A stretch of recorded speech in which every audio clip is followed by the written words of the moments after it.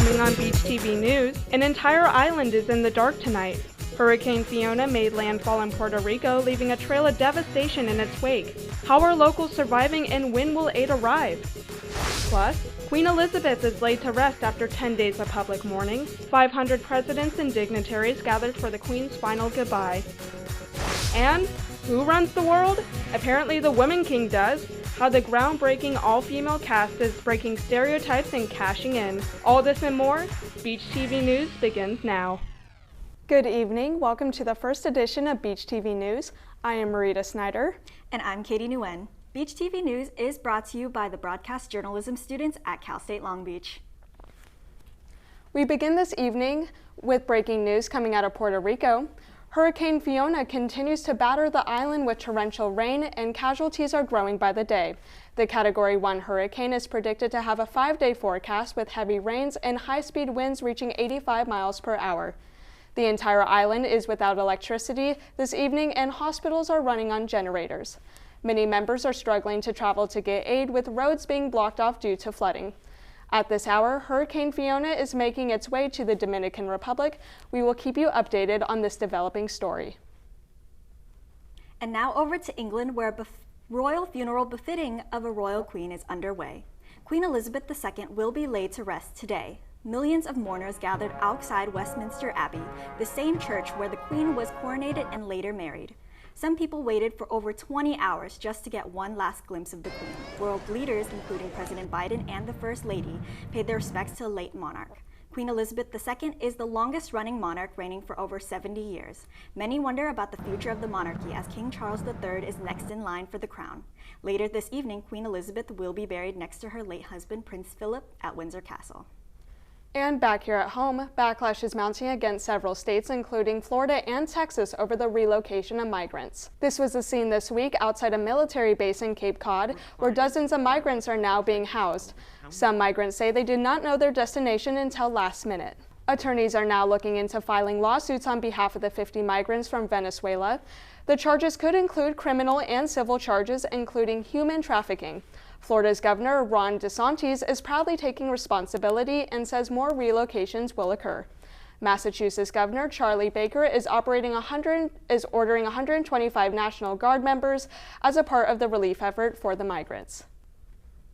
Meanwhile, FedEx is warning that a new global recession could be on the way. The packaging company warned that the economy is slowing down and sees a $500 million shortage in its target revenue. Following the warning, FedEx's stocks plunged more than 21% Friday, marking the company's biggest one-day drop in history. And not just FedEx, many companies like Amazon and Dow Jones fell in stocks on Wall Street Friday.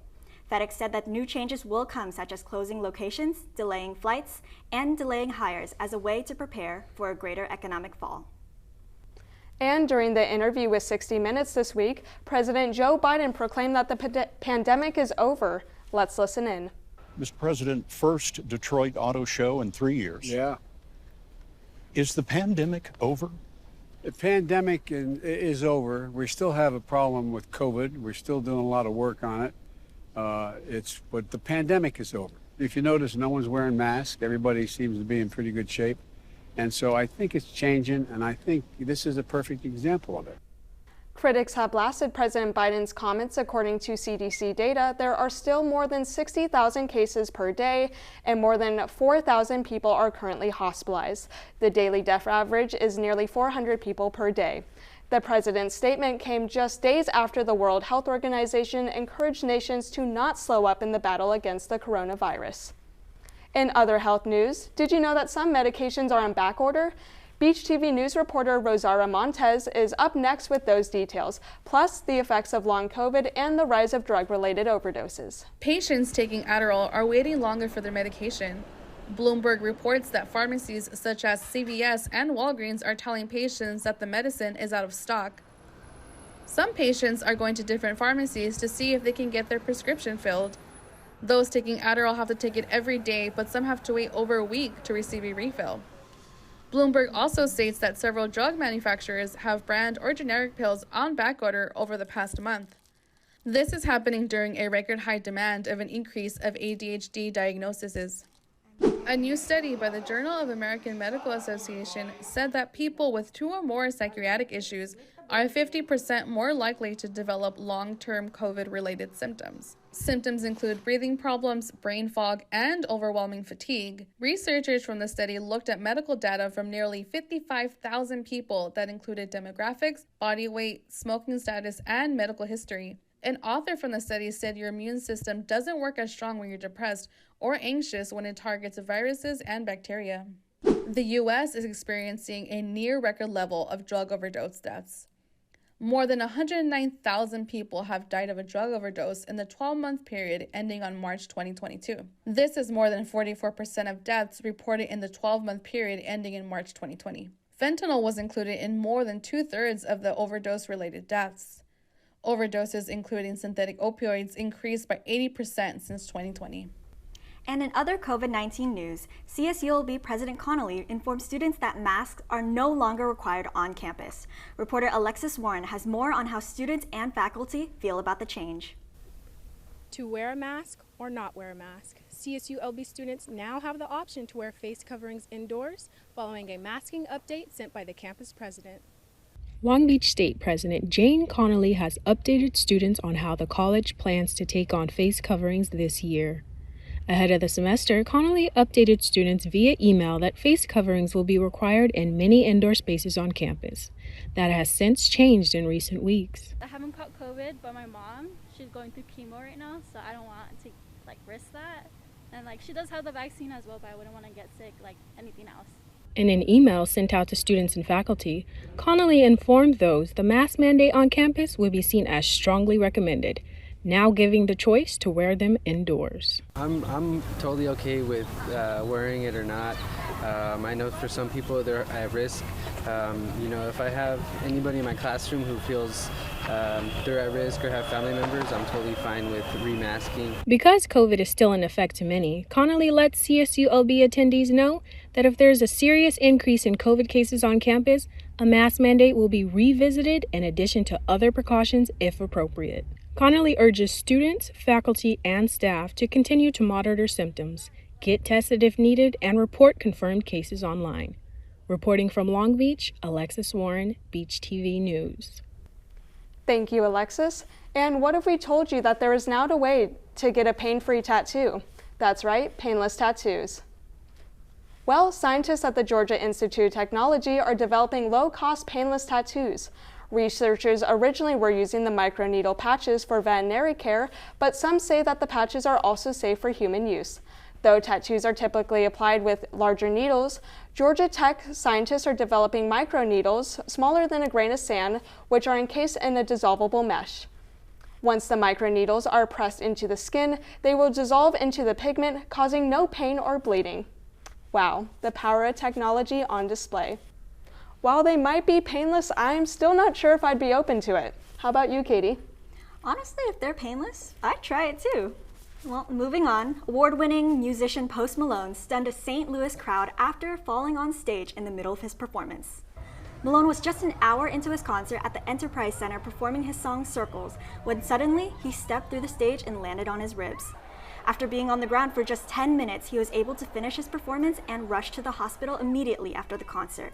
His manager, Dre London, revealed in an Instagram post the rapper's rib injuries were not serious and were only bruises. Malone later released a video on Twitter apologizing and letting fans know he loves them and that he will be okay. He also revealed he will be taking pain medication for the rest of the tour. He was able to resume his tour on Sunday. We're taking a short break. When we return, we'll tell you how Ukraine is pushing off Russian forces and regaining key territories.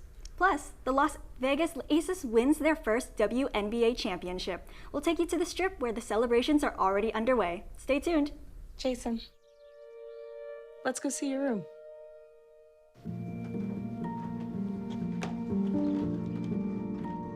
What do you think? We kept it a little spare, so you can decorate it how you like.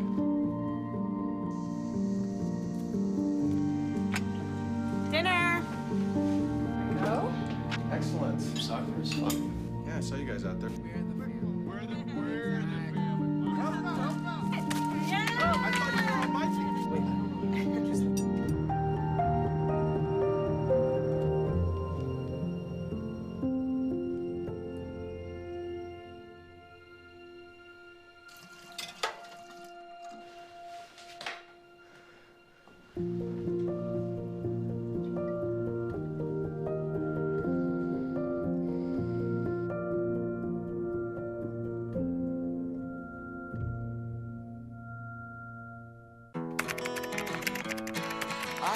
I finally found. Hey, how you doing? Hey, Mason. Hey, Mason. Got a new house. It's looking pretty cool so far. A place that I call home. I'm teaching Louise how to cook some lasagna. It only takes a spark to make a fire start.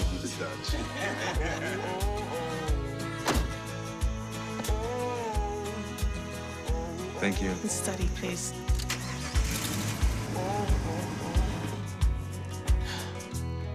I think I finally found a place to make my own. A place that I call home. This place that I call home. Welcome back. After nearly 7 months since Russia's invasion of Ukraine, Ukraine is regaining land. Ukrainian military claims they have crossed the Oskil River, which Russia marked as a defensive line. This follows video released this week by the Ukrainian military of them crossing the Oskil River. However, details of the river in the video have not been confirmed. This river marks a natural border to the Donetsk and Luhansk battles since the start of the invasion. Russia has had complete control of the region until recently. Ukraine is reported to have liberated a few towns and villages in the area. This marks a fast change in the war where Ukraine is now taking control. And in other world news, while the US honors its stars and stripes, Mexico shouts its pride from the rooftops at the stroke of midnight. Reporter Anastasia Ochoa has details on the story. Thank you, Katie. Today we look at moments of celebration and solace across the world, starting with two traditions from our neighbors from the south. The month of September marks two important dates for the people of Mexico. Mexican President Andrés Manuel López Obrador honored victims of the natural disasters that shook the nation. The Mexican flag was lowered at half-mast in remembrance of the thousands of victims that tragically perished in the 1985 earthquake that registered at a magnitude of 8.2. This commemoration comes just a few days after Mexico celebrated its 201st Independence Day, where thousands attended the traditional grito in the Plaza Zócalo of Mexico City. Pakistan is experiencing devastating floods, to which UNICEF is now declaring a humanitarian crisis. Over 1,500 people are dead, including 500 children, after floods began to ravage the country in mid-June. An additional 3.4 million children are in need of immediate life-saving support, according to UNICEF. Pakistan Prime Minister Shehbaz Sharif, who recently met with Russian President Vladimir Putin, has acknowledged the grim state of the nation. Pope Francis announced that it is morally legitimate to provide Ukraine with weapons in defense from Russia. The Pope referred to the Roman Catholic Church's just war principles, which allows for a vulnerable nation to use deadly weapons against an aggressor nation. This comes just days after Ukrainian President Volodymyr Zelensky called on allies to deliver air defense systems to afflicted cities. President Zelensky has since presented his plan to end the war with Russia and is awaiting response from President Putin. That's it for World News this week. Back to you, ladies. Remnants of Typhoon Murok have struck Alaska this week, resulting in homes becoming pushed off their land and flooding occurring in communities. Just take a look at these images. Experts are calling this a rare and historic storm, as waters have surprisingly reached warm temperatures and is causing waves to reach over 50 feet with strong hurricane-type winds. Typhoon Murok originated in the Central Pacific east of the Northern Mariana Islands. Experts said that the storm lost its strength by the time it reached Alaska. Alaska Governor Mike Dunleavy declared a state of disaster Saturday as flooding damaged infrastructure and blackouts have occurred in cities like Scannon Bay, Galvin, Newtok, and Nome. Starting Monday, state of emergency officials and American Red Cross workers will visit communities and bring food, water, and shelter for residents in need. This week in sports, we've got news from WNBA, NFL, and MLB.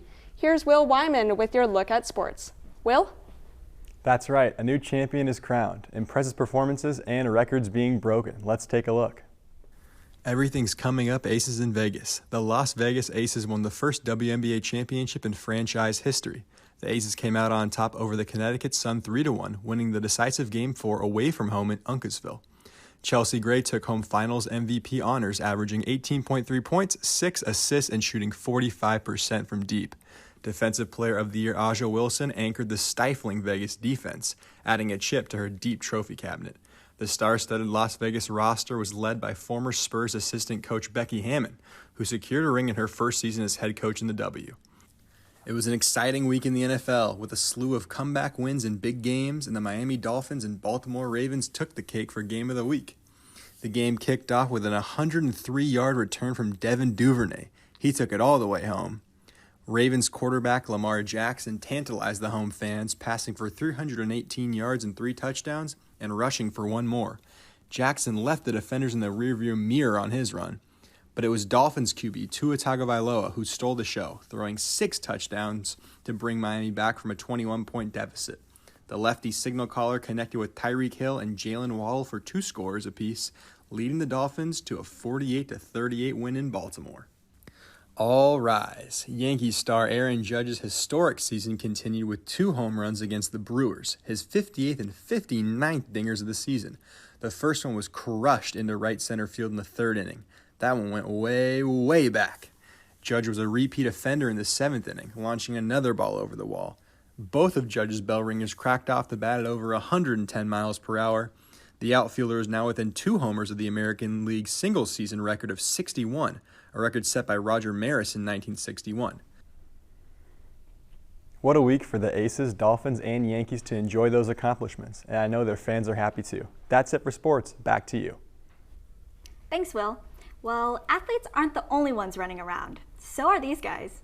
But they're a bit smaller and more metallic than you would expect.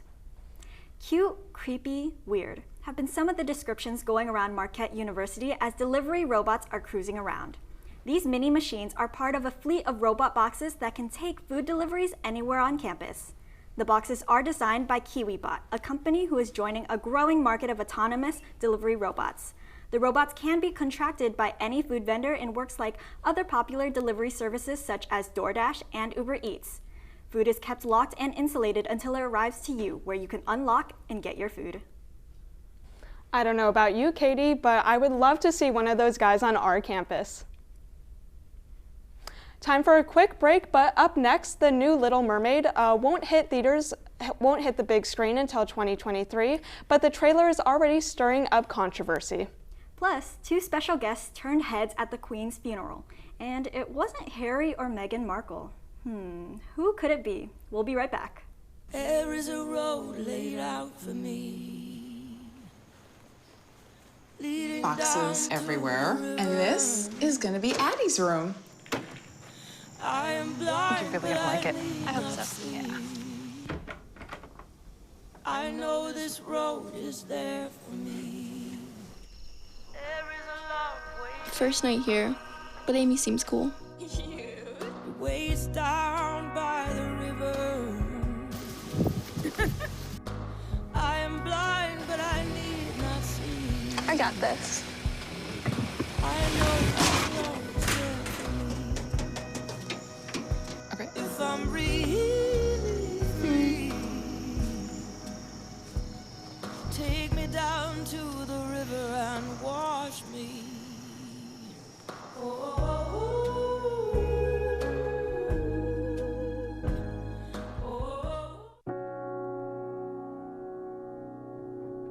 Do you remember our first group photo? This is it. Smiles all around, even though we were all nervous. Who could have imagined that our first weekend together would soon turn into a lifetime of memories? You're an amazing young man. Your brothers and sisters really look up to you. They're a big brother. It's so cool to watch the adult that you've become, and you really have done as much for us as you think we've done for you. You know, it took 20 years, and I got my 3rd child, who was 17 at the time. There's so many rewards in life. You coming into our home was one of the greatest rewards we could have ever had. I ain't never felt so much love before in my life.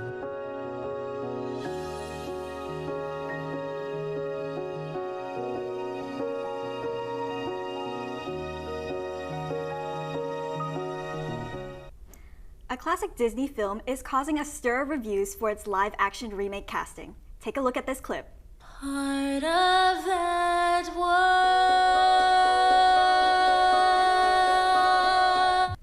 The new Little Mermaid brought tears of joy and inspiration to millions of kids and adults alike who felt represented by a black mermaid. Ariel is portrayed by R&B singer Halle Bailey, the other half of the acclaimed duo Chloe and Halle. But some adults are upset, claiming a black mermaid is inaccurate and is ruining childhood. Meanwhile, others argue that mermaids and other mythical creatures, so ethnicity is irrelevant. Still, the backlash resulted in 1.5 million dislikes on YouTube just 2 days after the trailer was uploaded. The movie is set to be released next year in May. Well, speaking of movies, The Woman King is scoring big at the box office. Here's what's trending in entertainment news this week. Kendrick Lamar returns to the stage at the Crypto Center in Los Angeles, performing his new album, Mr. Morale and the Big Steppers. He previously debuted his Pulitzer Prize-winning album titled Damn back in 2018, making his comeback to the stage a long-awaited one for fans. The two artists, Baby Keem and Tana Leone, performed alongside Lamar, giving spotlight to a newer generation of rappers. The show was packed with 28 songs and just over an hour and a half with tunes that are sure to stick with you. Talk about woman power!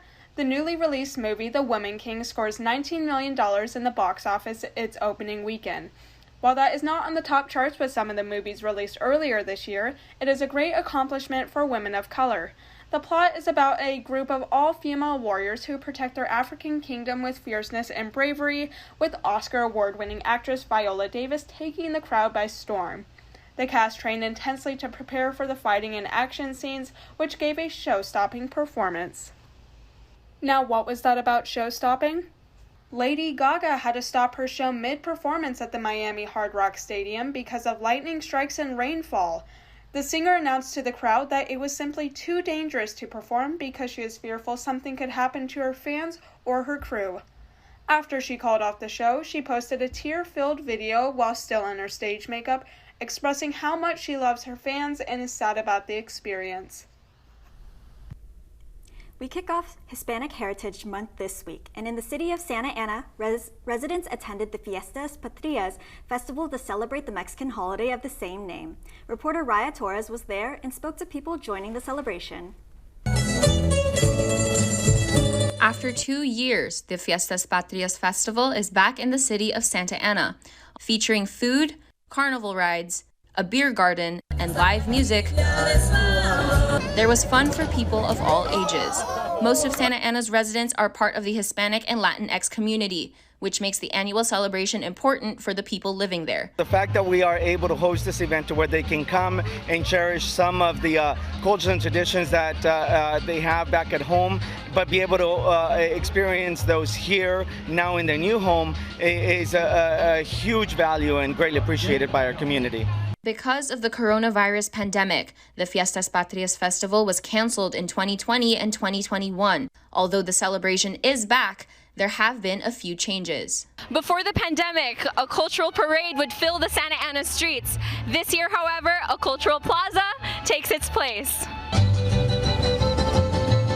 The Cultural Plaza featured Hispanic souvenirs, traditional clothes, and resources for anyone in the community.